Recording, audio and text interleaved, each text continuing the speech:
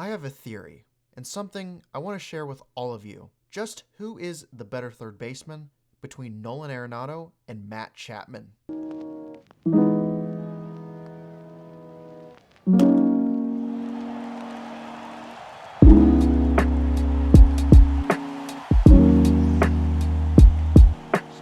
Before I dive into this topic, I'd like to wish everyone a wonderful day and a happy spring training, even though we are more than 3 weeks in. Now, let's begin talking about our friends Nolan Arenado and Matt Chapman. Arenado is a 29-year-old who was drafted by the Colorado Rockies in the second round of the 2009 MLB June Amateur Draft. Chapman is a 27-year-old who was drafted by the Oakland Athletics in the first round of the 2014 MLB June Amateur Draft. As an interesting side note, Arenado's birthday and Chapman's birthday are only 12 days apart, and also, Chapman's birthday is 2 days after mine, which is pretty cool. With that information out of the way, let's dig into the meat and potatoes of this video. If you haven't already, grab some popcorn, kick back, and let's explore this terrain together. Let's look at Arenado's and Chapman's career numbers since 2017, which was when Chapman made his MLB debut. If we look at these numbers, we see that Arenado outperforms Chapman in average, on-base percentage, slugging, OPS, WOBA, and FWAR. The only categories Chapman outperforms Arenado in, and not by much, is BWAR and WRC+. Don't forget about WRC+, as we will later explain its true intentions. At first glance, most people would believe that Arenado is the superior hitter. But is that really the case? Or is the common eye test failing us? If we look at Arenado's and Chapman's home splits since 2017, we notice that Arenado leads in average, on-base percentage, slugging, OPS, WOBA, but not in WRC+, where Chapman thrives. One of the keys to this puzzle is observing Arenado's and Chapman's away splits. Since 2017, Arenado leads in average and on-base percentage, but Chapman, on the other hand, leads in slugging, OPS, WOBA, and WRC+.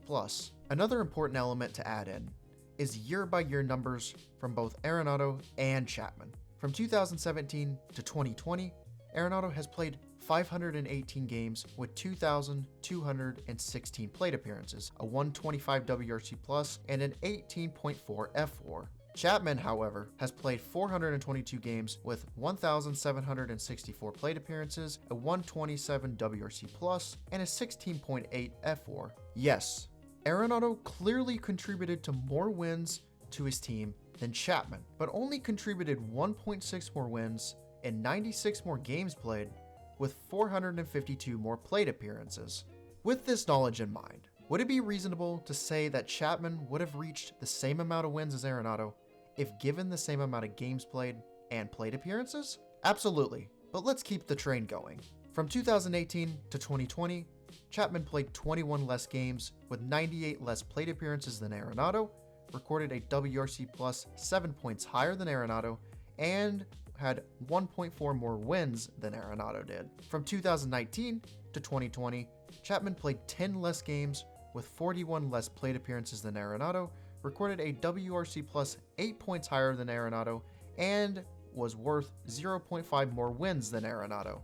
In 2020, Chapman played 11 less games with 49 less plate appearances than Arenado, recorded a WRC+ 41 points higher than Arenado, and contributed 0.3 more wins than Arenado did. However, I'll give Arenado a pass for 2020, considering names like Bryant, Yelich, and many others struggled in a shortened season. Also, if we wanted to dive into OPS+, which is a ballpark adjusted metric, we'd still find that since 2017, Chapman has the higher OPS+ by 8 points. With all of this information in mind, what should you take out of this?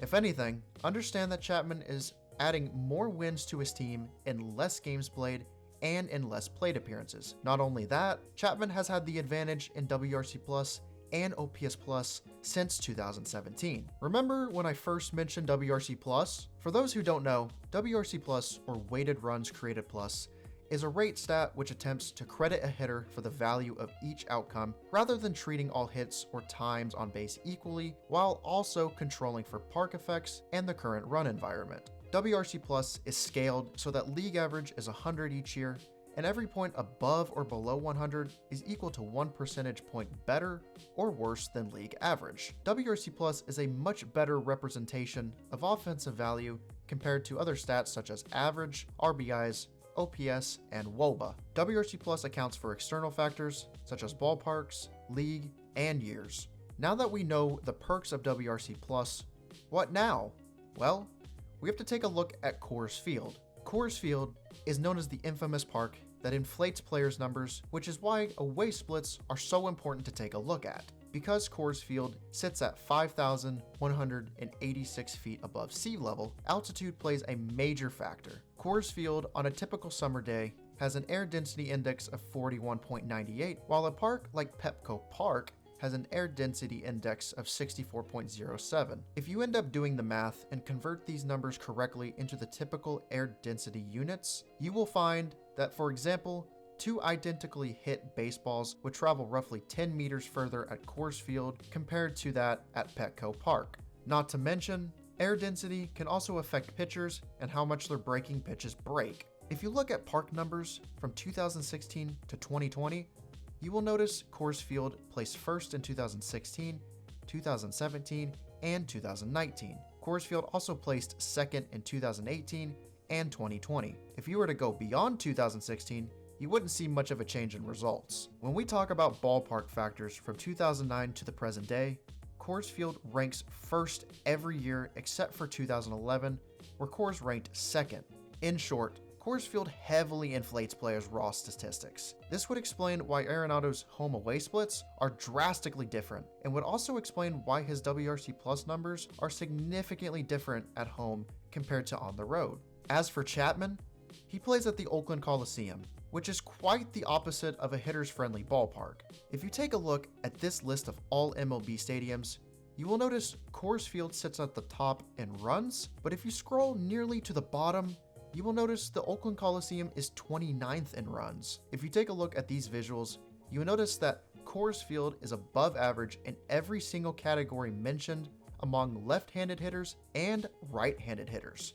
However, if you take a look at the Oakland Coliseum graphic, you will notice the metrics are much different. The Oakland Coliseum is below average in every category except for doubles, where the park ranks average, and among right-handed hitters, every single category is in below average territory except for doubles, where the park ranks above average, and on base percentage, where the park ranks average. Now that we have discussed park factors and offensive metrics, let's discuss defensive metrics.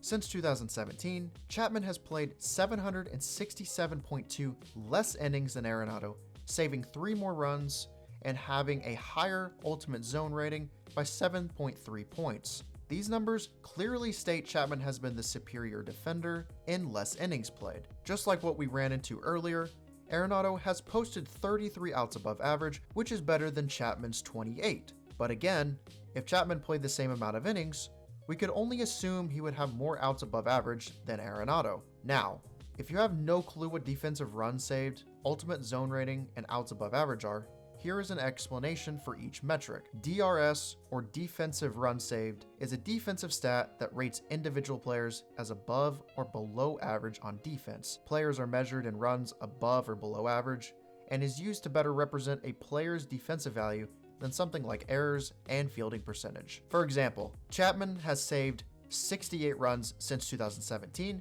but is third in errors and 7th in fielding percentage among qualified third basemen. Yes, I can agree that less errors are ideal, but the fact that Chapman is first in both DRS and ultimate zone rating since 2017 shows that errors aren't an accurate representation of how many wins Chapman is contributing to his team on the basis of defense alone. Moving on to UZR, or better known as ultimate zone rating, is a stat that puts a value on runs and attempts to quantify how many runs a player saved or gave up through their fielding skills. UZR includes outfield arm runs, double play runs, range runs, and error runs. What's important to look at in this situation is range runs, or the amount of baseballs a player can get to. Since 2017, Chapman leads all qualified third basemen with 24.4 range runs, or 11.1 points higher than Arenado. The reason why Chapman has committed more errors, has a lower fielding percentage,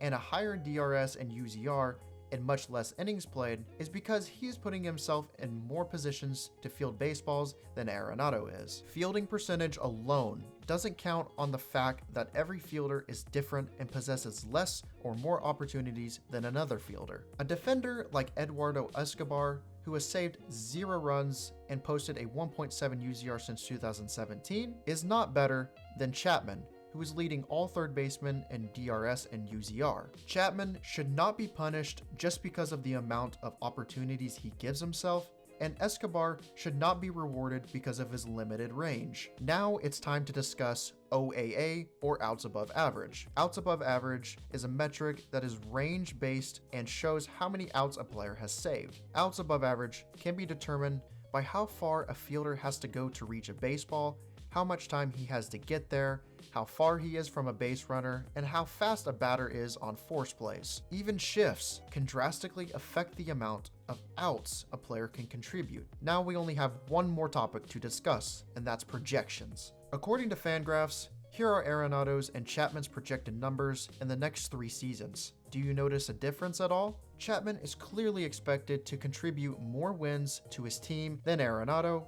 and the numbers aren't even close. Based off the wins each player will give to his team, it's safe to guess that Chapman will have the higher numbers in WRC+, not to mention home runs, RBIs, slugging, OPS, and WOBA. We are officially finished, ladies and gentlemen. I'm excited to hear your opinions on who you believe is the better player, and I also am interested to see how many people's opinions will change after taking in all this information. The whole point of this video isn't to downplay Arenado's success, as he is an incredibly entertaining player to watch, but more to educate those about advanced metrics and to hopefully enlighten more people about Chapman's talents. If you did enjoy the video, please be sure to subscribe, leave a like, and a comment, and I will see you lovely people in the next video.